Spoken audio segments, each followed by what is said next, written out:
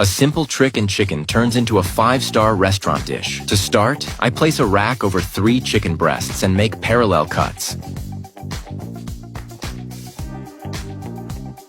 In a bowl, I add a 1/4 cup of olive oil, a 1/4 cup of soy sauce, 1 tablespoon of brown sugar, 1 teaspoon of chimichurri, 5 minced garlic cloves to give our recipe that special Sunday flavor. I add 1 teaspoon of salt, 1/2 teaspoon of black pepper.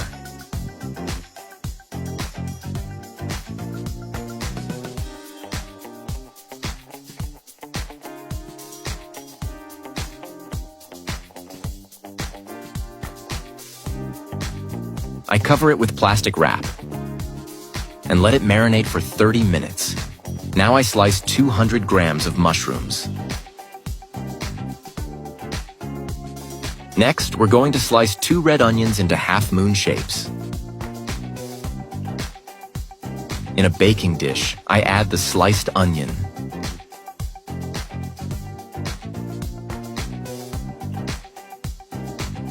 Then I place the delicious mushrooms one by one. And right after that, I add 2 tomatoes sliced into rounds. And before I forget, tell me which city you're watching from so I can send you a special shout-out. Today's shout-out goes to Rachel Thompson from Halifax, Canada. I'm really happy you're enjoying our recipes.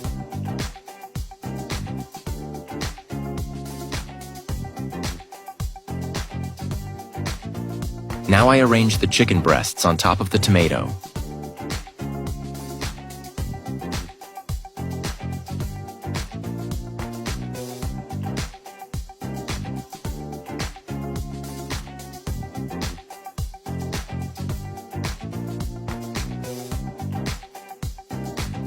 And then I bake it at 350 degrees Fahrenheit for 40 minutes.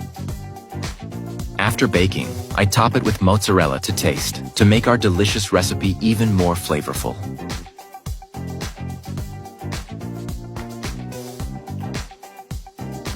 Then I return it to the oven to melt and brown the cheese for 15 more minutes at 350 degrees Fahrenheit.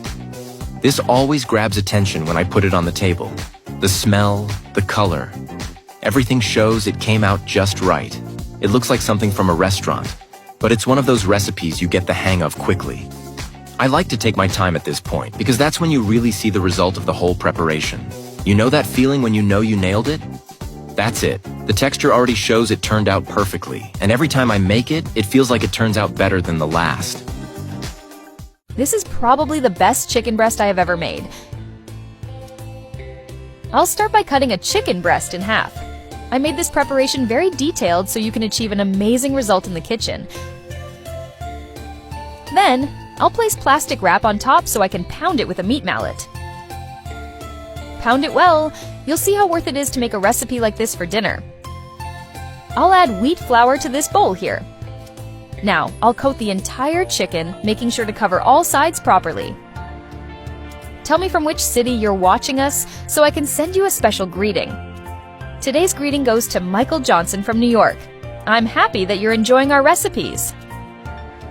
In a bowl, I'll add 2 eggs, 1 teaspoon of salt, 1/2 teaspoon of black pepper, 3 cloves of garlic chopped, parsley to taste, 1/2 cup of grated Parmesan cheese. I'll mix everything well until all the ingredients are perfectly combined. It should have this texture, perfect for the next step. Now, I'll take the chicken breast that I coated and dip it into the mixture. It's really easy to make. If you have any doubts, just follow what I'm doing. It will turn out perfect. Simple, quick, and irresistible. This recipe is perfect for any occasion. Try it at home and let me know what you think. Now it's ready for the next step. I'll add 2 tablespoons of butter. Stir well as it melts. You'll be amazed at how easy it is to create something so delicious and special. Now, it's time to fry it. This is one of those recipes that you make once and never forget. So tasty and practical. When it reaches this golden color, it's perfect. In the same pan, I'll add 1 cup of chicken broth, 2 cloves of garlic chopped, 2 tablespoons of lime juice, Parsley to taste. 1 tablespoon of butter. Stir well while it cooks. You'll notice the color changes to this beautiful shade. Now, place the chicken in the pan to cook in the sauce. Turn it over so the mixture gets fully absorbed by the chicken. I have to confess, the smell of this dish is incredible. Surprise your family with a wonderful dinner by preparing this amazing recipe. Now, just transfer it to a plate, cut it, and taste this delight. Look at this fantastic appearance. It's perfect. If you look closely, the texture is also very tender. If you're looking for flavor, convenience, and speed, you've just found the best recipe on the internet. This chicken is totally worth making for dinner. It's perfect for gathering the family. If you like this preparation method, you're going to love my next tips. I still have many other secret recipes to share, so stay tuned and don't miss anything. You can make this cake in a pan. It's super quick and easy, a practical and delicious recipe. To start, I add 1 tablespoon of butter to the pan and let it melt completely. The butter has fully melted. Now I add 1 heaping tablespoon of sugar. I stir well to dissolve the sugar and let it caramelize with the butter. The sugar has caramelized, forming a golden, shiny syrup. Now, while the caramel is still hot in the pan, I add pineapple slices. I'm using canned pineapple, but if you prefer, you can use fresh pineapple. I arrange the slices evenly around the pan, making sure they are well placed. Done! All the pineapple slices are now on the bottom of the pan. Now, I set this aside while I prepare the cake batter. In a bowl, I add 1 egg, 3 tablespoons of sugar, and half a teaspoon of vanilla extract. The vanilla extract will give the batter a delicious aroma and a special flavor. I mix well until the sugar is fully dissolved. Now, I add half a cup of oil and half a cup of milk. I mix again until all the liquid ingredients are well incorporated. Then, I add 1½ cups of sifted all-purpose flour, which helps make the batter lighter. I stir well until I have a smooth, lump-free mixture. I keep mixing slowly until the texture is silky and even. The batter is now well mixed. Now I add half a tablespoon of baking powder. I stir gently to incorporate the baking powder without losing the fluffiness of the batter. This batter is amazing, super light and full of flavor.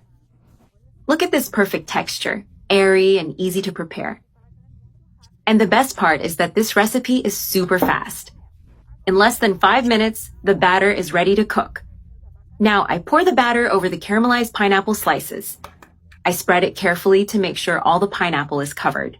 I scrape the bowl well to use all the batter and avoid waste.